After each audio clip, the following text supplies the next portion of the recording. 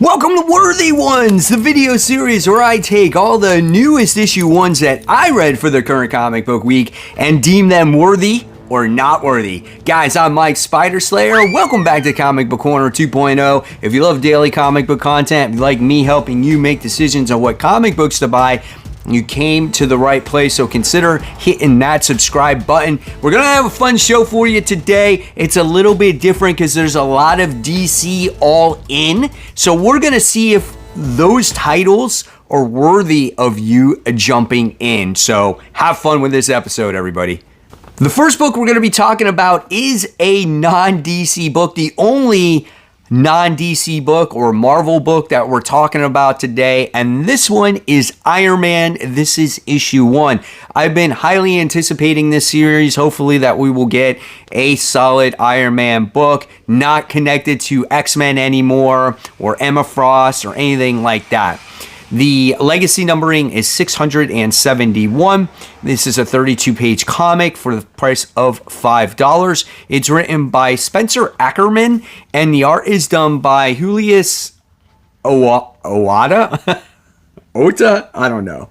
The art's not that great for me. I'm really not a fan of this artwork. I also don't like the way, the narration boxes looked in the comic. I thought it looked very generic. I thought that, again, the artwork, when you want an Iron Man series, you want Iron Man to look at his best, right? So I just felt like the coloring looked a little dull. I thought Tony Stark himself, he looked, very skinny, and based off a certain situation that happened in this comic, you might understand that. There's a reason behind that.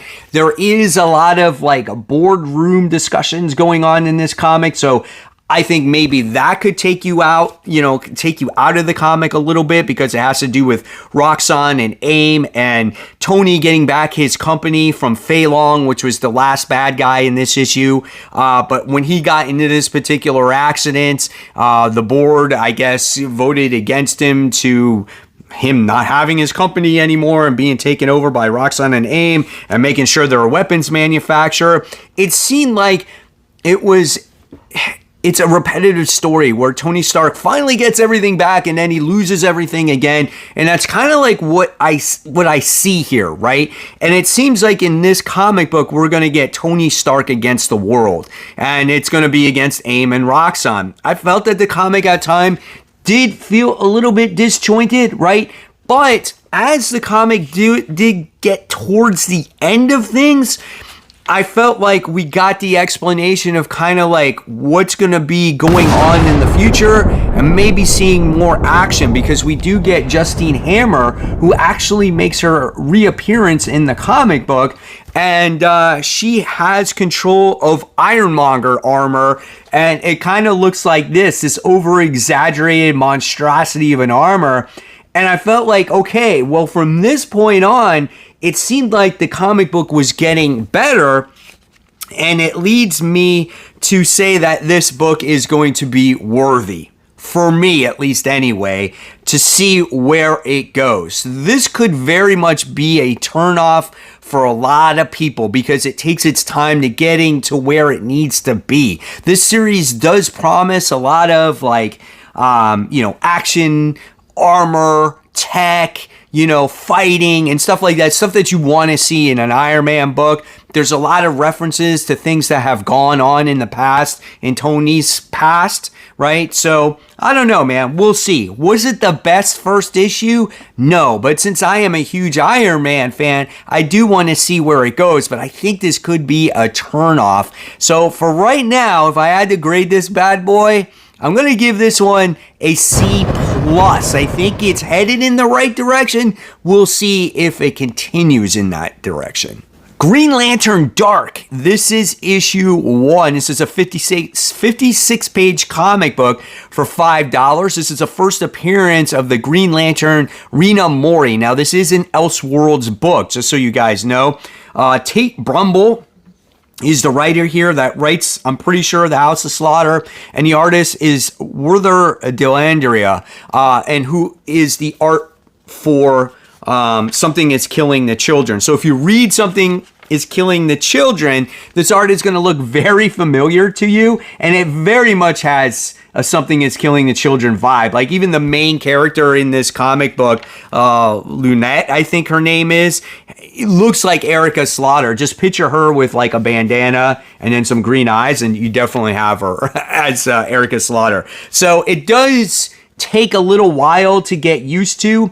Even this Lantern's personality reminds me of an Erica Slaughter, how she's very much this rebellious character at first, and she kind of wants to be on her own, but I have a feeling as time goes along, she's going to join the group here and try to save this post-apocalyptic world. Now, this Lantern exists because she's like this beacon, right? Like she's the only bringer of light, and people look to her as a god.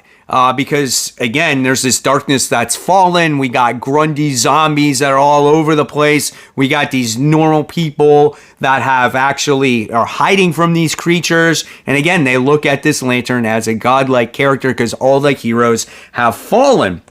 And at the end of the book, you wind up seeing like this is where the Lantern's light is, and it looks like they're probably going to try to save all these places. So this book is very much worthy. So if you like apocalyptic books, if you like the art from Something is Killing the Children, this book is going to be for you. However, if you don't like the art from Something is Killing the Children, and you don't like apocalyptic books, and if you don't mind almost a similar tone like Erica Slaughter's type of style character, then this might turn you off. So even though this wasn't the best book I ever read, it was definitely interesting. So I'm going to give this one a B-. Let me know in the comments below what you thought of this. Are you on board or you're not on board? Or are there too many comic books for you to read right now to where the book's got to be perfect for you to continue to read it?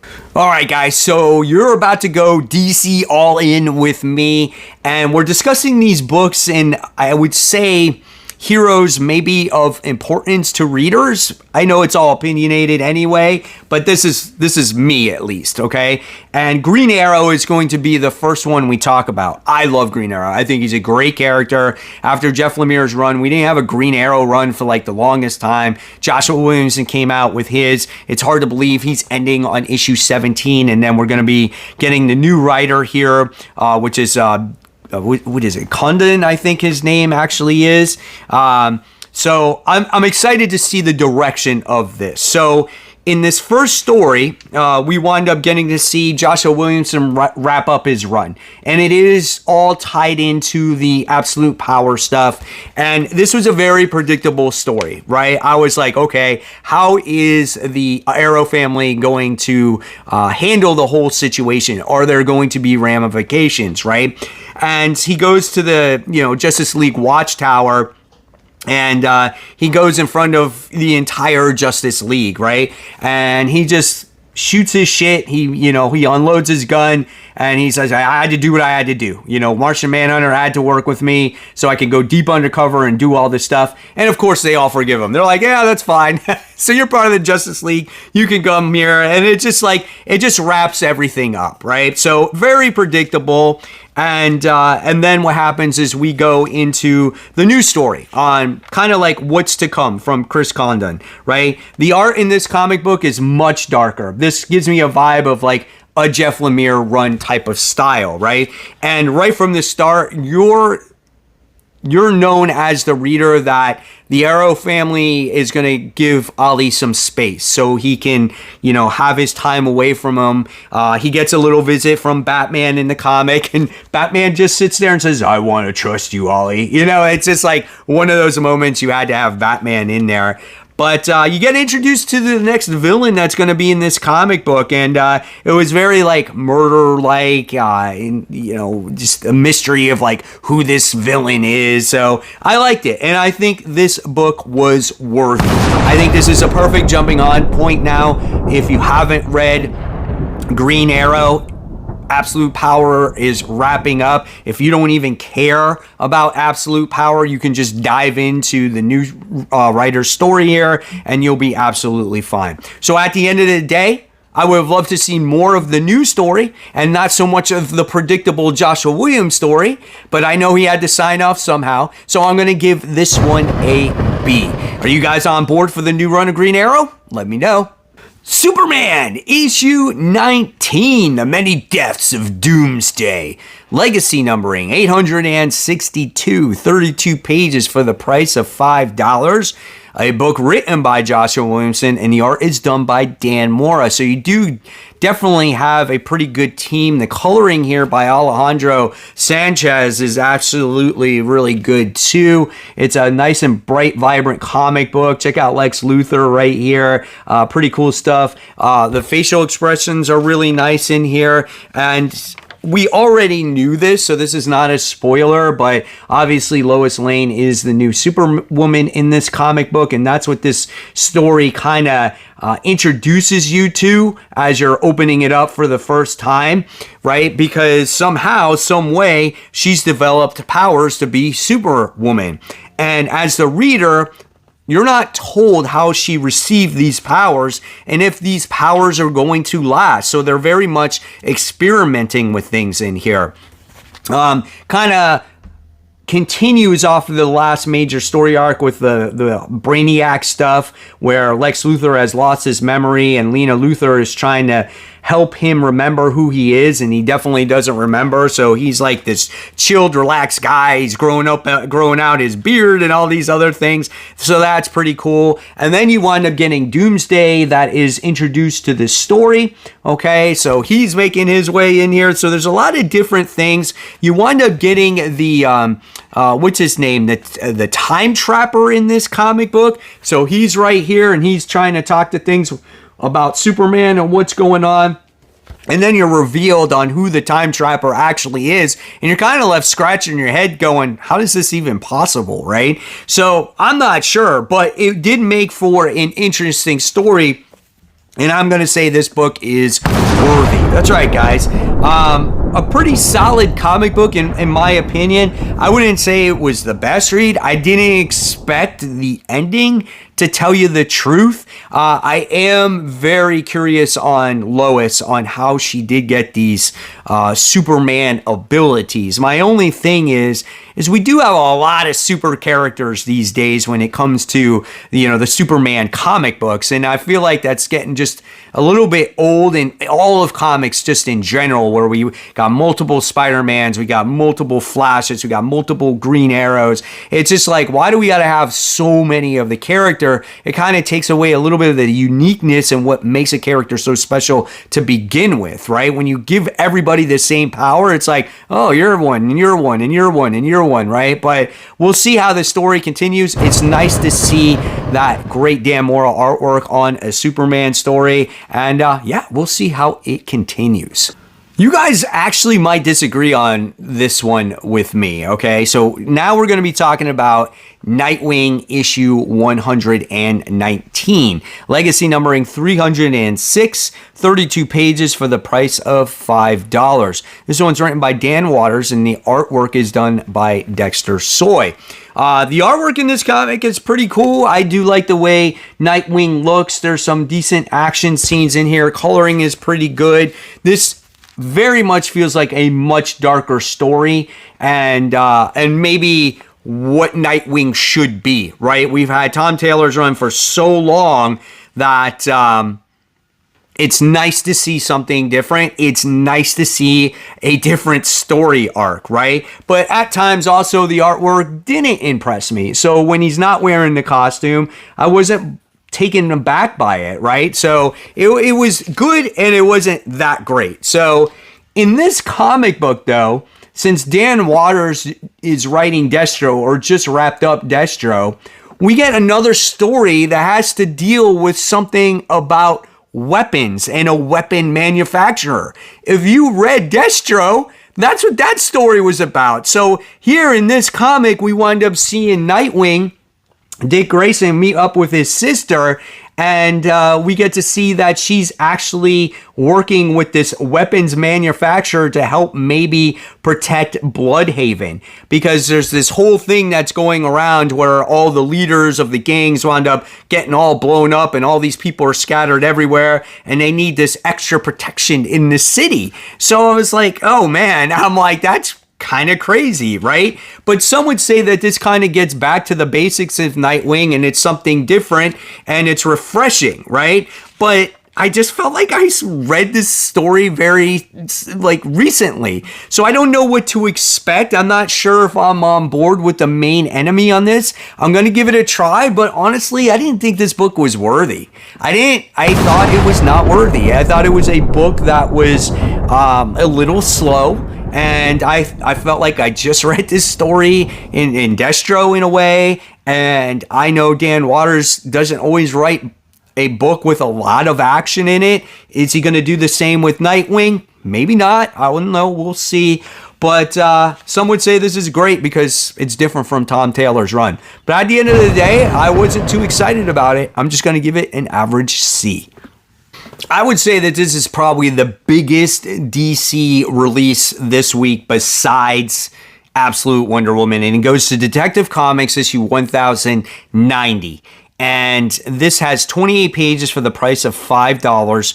This book, I think people are going to be on two sides of the fence. One, you're going to like it, and the other, you're going to hate it because Tom Taylor written it, right? I know there's fans of Tom Taylor, and then I know there's people that absolutely hate Tom Taylor's writing. And since he wrote Nightwing and it was very dragged out, and I'm with that camp where there wasn't very much story progression, I can see where people were upset in the way he writes certain things. But when it comes to Batman, I was thinking, okay, maybe Tom Taylor's going to do something different. Maybe he listened to some of the fans about being a story arc too dragged on. So I wanted to see what he had to offer with Detective Comics, because I read maybe one issue of Ron V's Detective Comics and I hated it. So here we go. Let's discuss this one here. Now, the artwork in here is done by Mikhail Janin. I thought the artwork was fine. I don't have any problems with it. I thought the characters had good facial expressions. It's dark in certain elements where it needs to be, right? Here in the beginning portions of the story, we are introduced to Martha and Thomas Wayne, and this is a story that does go back into the past, and somehow it all ties into now. Here is a picture of Batman in that introductory page. So I think the artwork was fine in the comic. There was no issues with it. I did feel that maybe Batman is a little bit too hard on himself. Like there was a death on here and he's just like, if I didn't let this guy go, he wouldn't have died. Like, I don't know. I thought it was a little too heavy-handed there, but nevertheless, I thought the character was pretty good in the comic, right? But the main portion of this story is we wind up getting to see this particular guy that beat up on this girl, right? And it forced her, they got into an accident in a car, it forced her into early labor. So she delivers this baby, right? And we don't know the name of the baby. So you fast forward into the actual future, right? Batman deals with this little incident happen that somebody winds up dying and whatnot. And then he has to go to a charitable event. And then he meets this young woman, you know, pretty sexy, smart, probably seductive looking character that you are led to believe that this young girl was the girl that was born in the past, right? Where the woman got into the car accident with the abusive husband or whatever it was, right? And because Martha Wayne wound up taking the woman to the charitable foundation, whatever, and her name is Scarlett. Was it Scarlett or Samantha? I don't even remember what her name is. Something like that. I'm pretty sure that's what it is. Scarlett Martha Scott is her name. So, and she's this fancy geneticist, right? And so she claims that she can do things to keep people young, right? And she's got some investors that have a lot of money and they're funding her and things like that. And she's really good friends with Bruce, and she offers him this taste of this fountain of youth, per se. And, he was thinking about being younger because obviously he feels himself aging and he's breaking down a little bit. And he's thinking about it. And he said that, maybe I would never do this, but he might actually do it. Then you get thrusted into the actual end of the comic book. And this is a spoiler because this might trigger you to buy it or not buy it. Okay? So we find out that abusive person that Thomas Wayne did surgery on and kept this guy alive was actually Joe Chill.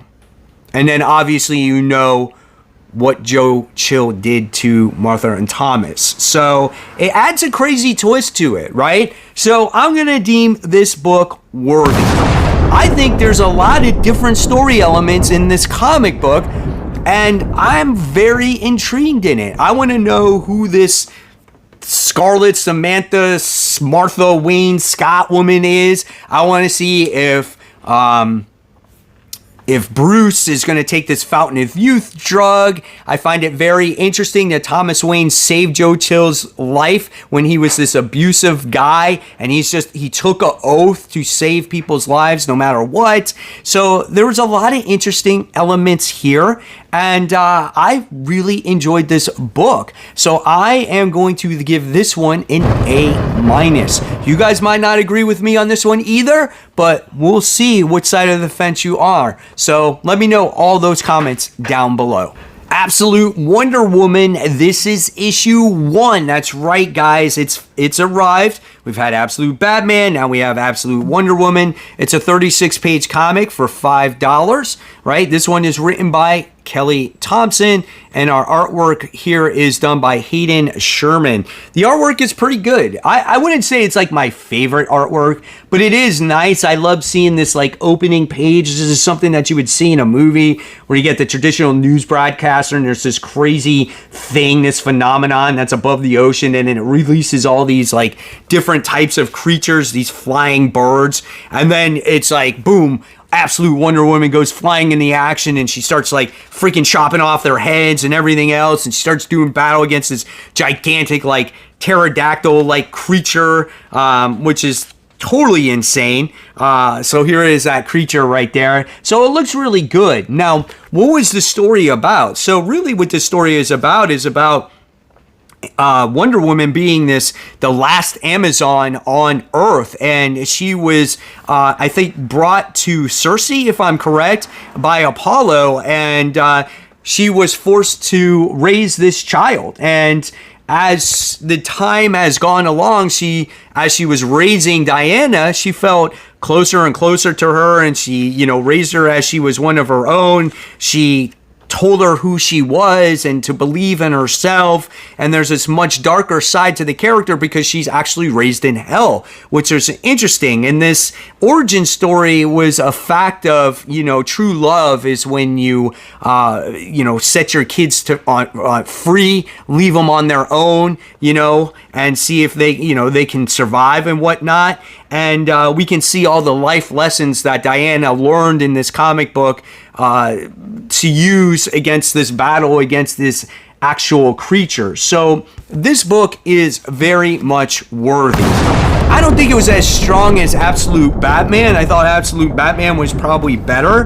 This was, again, more of an origin story of the character, on where she came from, how she was raised, who her mother was, and where does it go from here? We'll see. And there is still more to learn about Diana, right? So really cool stuff. It was just a kind of like a statement, again, of who she was, She's like, for I am Diana of Themyscira, last of the Amazons, daughter of Circe, princess of hell, witch of the wild isle, and you will not have this word while I still draw breath. So it's very much a statement type of comic. So I will give this book a solid B+, right? I probably was expecting a little bit more from it. I was expecting maybe a little bit better artwork. I don't want to say the artwork was poor. I do like a little bit better detail artwork in my books, but I'm going to continue it, and I'm going to definitely see the direction that it goes, because we kind of don't know that quite yet.